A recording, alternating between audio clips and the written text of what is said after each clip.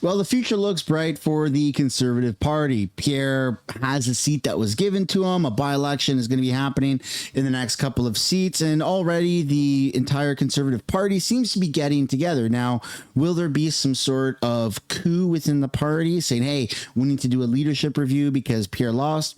Who knows? But putting that hypothetical aside, everything seems to be looking very good for Pierre.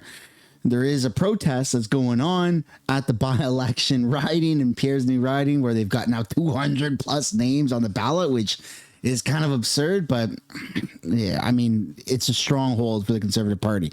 Now, if Pierre loses that riding or if it's extremely close and Pierre still wins, I think there's going to be some fishiness involved with that, because the guy that won that riding won by a huge, like 80% So again, everything should be good, but we're going to have to wait and see how that does play out. Now, we're going to be taking a look at Pierre Poilievre addressing the press almost for the first time since the election. So that's kind of neat. Then there's also a couple smaller stories. Somebody stole an excavator and ran through a bunch of cop cars. That's kind of weird. I understand that people don't like the cops, but it's not the cops that pay for that. It's us. It's taxpayers that pay for that. So yeah, don't do that. That's also hugely kind of dumb to do that. But then we also have a weird marine story. There's a retired BC ship, a BC Ferries boat that was sitting in Mission in like the Fraser Valley or the Fraser River or something like that for years. And it finally burnt down.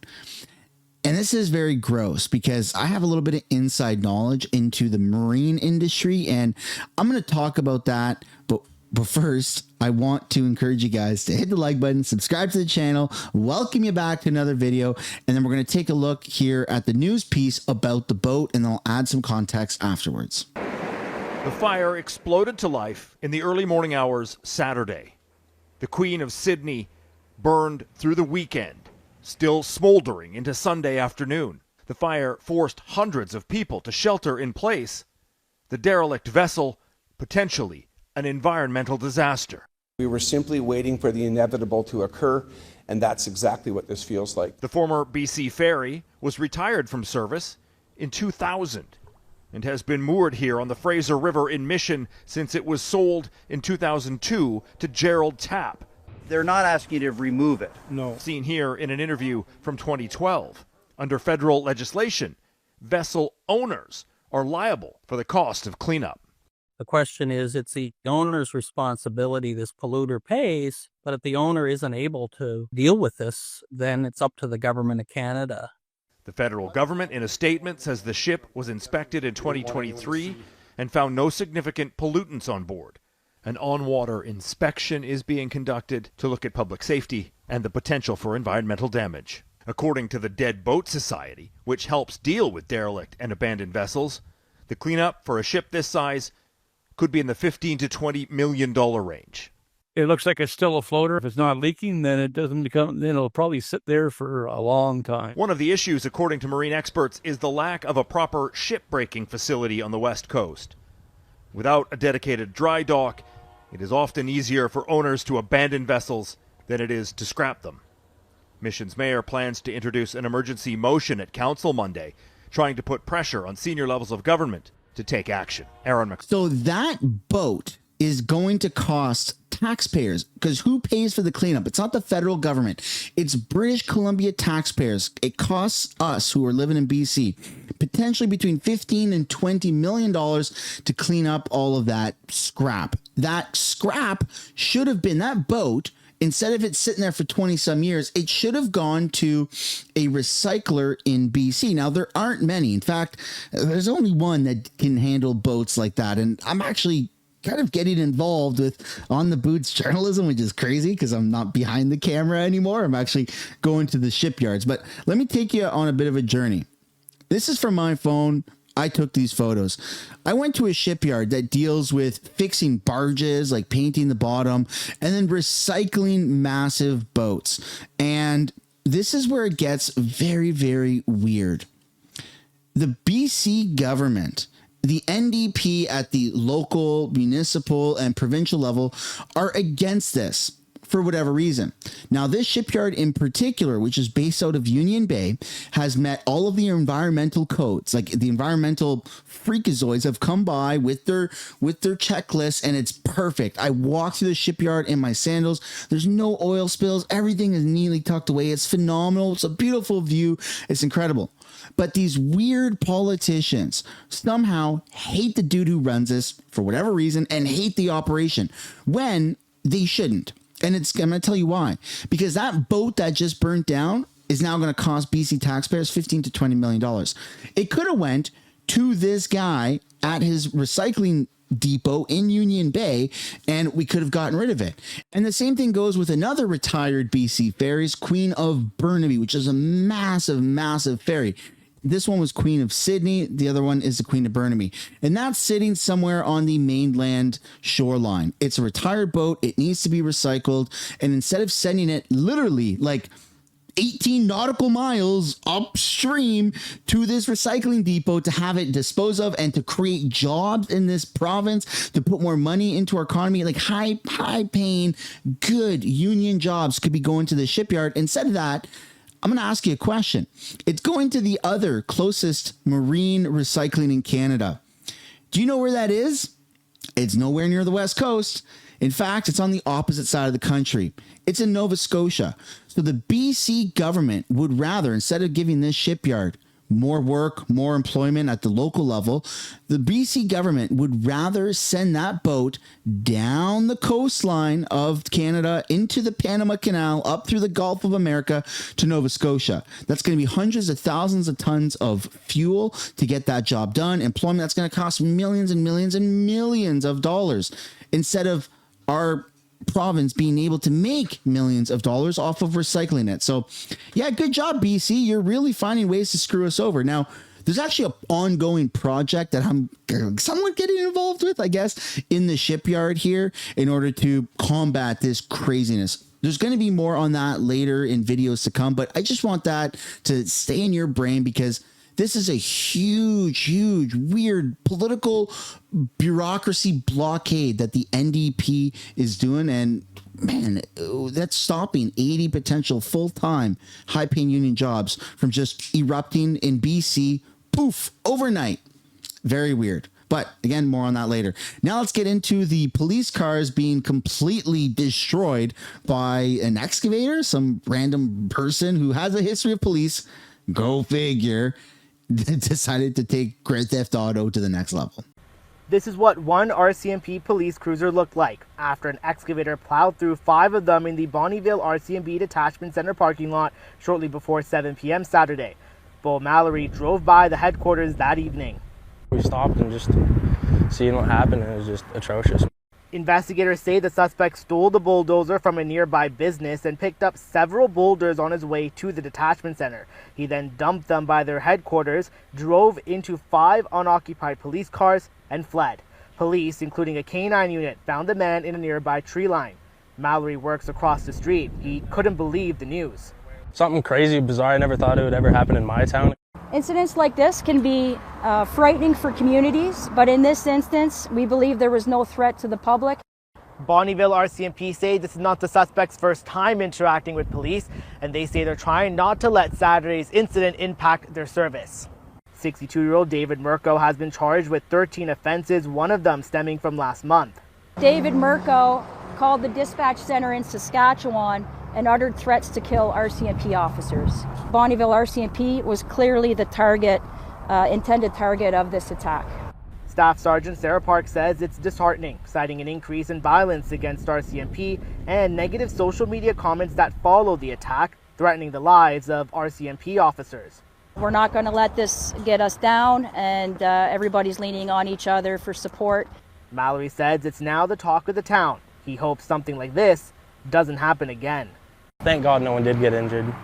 When I first saw that story, I was thinking, I bet you this person has a history of policing. Yep, they saved it for the middle to the end part, but yep, it's usually how it goes, right? Well, that's what the Liberals voted for, and that's probably what they're going to continue to get, is repeat crime, right? Instead of jail, not bail, it's bail and more bail. But I guess we're going to have to wait and see how Mark Carney decides to really address the crime in this country. But enough about Mark Carney, enough about crime. Let's get back to Pierre Poilievre. He's addressing reporters pretty much since the first time since the election. Here we go. Thank you very much, everyone. Back to work at caucus today after the most recent election. Obviously, we didn't come out on top, and that's disappointing. But there is a lot to be thankful for. We've massively expanded our party, 2.3 million votes, 25 more seats, big gains in Ontario, British Columbia, some more modest gains in Quebec. A very powerful and re-energized Conservative coalition led by young people, workers, new immigrants, entrepreneurs, big breakthroughs in manufacturing communities across the country. We're very thankful for that and very excited by the fact that we've been leading the charge on and leading the debate in this country, whether on the carbon tax, inflation, housing costs, crime, drugs. It's been Conservatives who've been leading and winning the debates, but there's more to do. We have to enlarge our team, grow our support, build on our caucus strengths. I'll be thanking them for their hard work, thanking our volunteers, our activists, our team. Obviously very thankful to the people of Carleton for the 2 decades I had the privilege of serving them. We have a path back into Parliament to allow me to hold the government to account, continue to lead on the same files so that we can pursue our mission, which is to give people back control of their lives, to have a chance to work hard, earn a great life, live in an affordable home, on a safe street, make this a country where hard work is actually rewarded again. That was the mission that I set out to when I started my leadership campaign back in 2022. It's the mission that we stay focused on today. Mr. Poilievre, one last thing. If I just one last thing, today the President and the Prime Minister will meet, and we want to wish Prime Minister Carney a positive meeting. We hope that the President will honor our sovereignty and signal an end to these tariffs. We think that there should be a deal as soon as possible to end the chaos. There's too much collateral damage to innocent people, businesses and workers alike on both sides of the border. Let's put an end to it. Let's get a deal hammered out so that Canadians can get back to focusing on building affordable homes, powerful paychecks, unlocking our resources, and of course having a safe streets again. So that is our mission, and I want to thank everyone who gave us their support, and we will continue to earn it. Mr. Poilievre, you said you wanted to learn and grow. What have you learned from this election, and how will you grow? Well, what we learned, I think we all learned, is that the map has changed dramatically. Like if you had told me that, for one, that we would get 41% of the vote a couple years ago, I would have said, wow, that's ambitious. But if you told me that we would get 41% of the vote and still not win, I would have said, you're crazy. But in fact, our electoral map has changed. It's at this point, right now, it could change again, but right now it's looking more and more like a two-party map, where getting 41%, by the way, the best result that we've had since 1988, is not enough, was not enough to form government. So we have to ask ourselves, how do we, first of all, keep the enormous number of the 8 million people who voted for us, that was just almost 2.5 million more than the previous time, but then add another roughly 1 million votes that will allow us to get over the finish line. And that's something we're going to be talking with. We have to spend a lot of the summer listening carefully to people in the communities, coffee shops and town halls and other events. We can find out who are the people that are most likely to join this growing movement and get us over the finish line. Why are you running in a rural riding? Do you want Ms. Byrne to stay on your team? Listen, she did a lot of hard work, and our team has a lot to be proud of. We've got, as I said, we've expanded our support, we've broadened our team, we've got 25 new members of Parliament, but we have to go further. So we're going to be enlarging our team, and that's one of the things we'll be talking about today in our caucus. Thank you very much. Let me know down in the comments what you guys think about that. Are you still pro Pierre? Do you have a little bit of concerns about the direction of the Conservative Party? For me, I'm still pro Pierre. I think Pierre is the guy for the job. I think there is a little bit of rebranding to be done. there was a defeat. You have to learn from your defeat. You have to learn from the losses, and then you have to, adapt and overcome. And it could take 4 years to win over more Canadians, but there is quite a bit of time in order for that rebranding to happen. And also there's an incredible conservative grassroots movement that's taking place specifically here in BC on Vancouver Island, but across the country. I think that there's a real good chance that in 4 years, Pierre running again for prime minister against Mark Carney, I think we're going to see a different result. But that's my opinion, folks. I would love to know yours. And then finally, we're going to conclude this video with a clip of Trump kind of talking smack about Chrystia Freeland of all people, because she negotiated the NAFTA trade years ago, and Trump is still very peed off about it. So here we go. USMCA is a good deal for everybody. I won't say this about Mark, but I didn't like his predecessor. I didn't like a person that worked for. She was terrible, actually. She was a terrible person. And she really hurt that deal very badly because she tried to take advantage of the deal and she didn't get away with it. You know what I'm talking about. But we had a bad relationship having to do with the fact that we disagreed with the way they viewed the deal. And we ended it. We ended that relationship pretty much.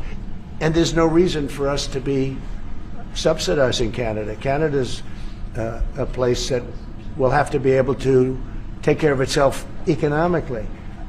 I assume they can. I will tell you that Trudeau, when I spoke to him, I used to call him Governor Trudeau. I think that probably didn't help his election. But when I spoke to him, I said, so why are we taking your cars? Why are we taking we want to make them ourselves. I mean, I said, and if the price of your cars went up, or if we put a tariff on your cars of 25%, what would that mean to you?